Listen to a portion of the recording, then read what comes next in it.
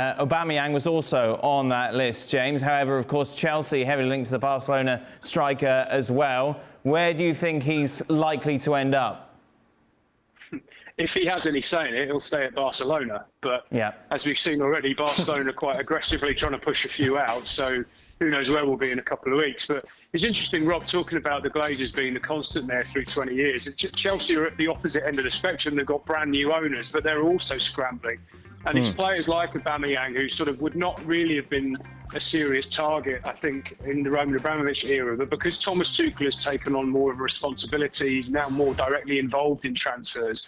He's got a very close relationship with Aubameyang. The pair work very well together when they're at Dortmund. And that will be a tempting factor. I know that Aubameyang liked London. He was obviously kicked out of Arsenal quite abruptly, and that wasn't anything to do with, feeling that he didn't belong in the Premier League or didn't like his lifestyle in London. So there is an obvious appeal there, and with the manager. But I think having just gone to Barcelona, he wants to go and make his name there and make a success of his time there and not be booted out after 6 months.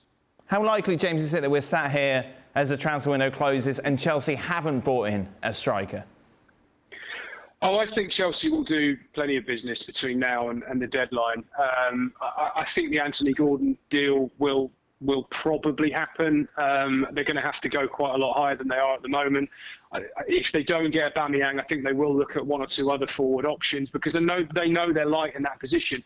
And kind of taking it back to what we were talking about earlier with Pulisic, that situation is also linked to the striker situation because, Pulisic, Ziyech and Hudson-Odoi are three players that are not getting in that starting lineup as it stands. They can't let all three of those go and not bring anyone in. They're just going to be too short. So you would think that with Hudson-Odoi, my understanding is that he's been told he can find another club. So if he's going, I think the Ziyech one is probably a little bit in limbo, and Pulisic is even more in limbo. Yeah. Chelsea are going to do plenty of business before the deadline, believe me.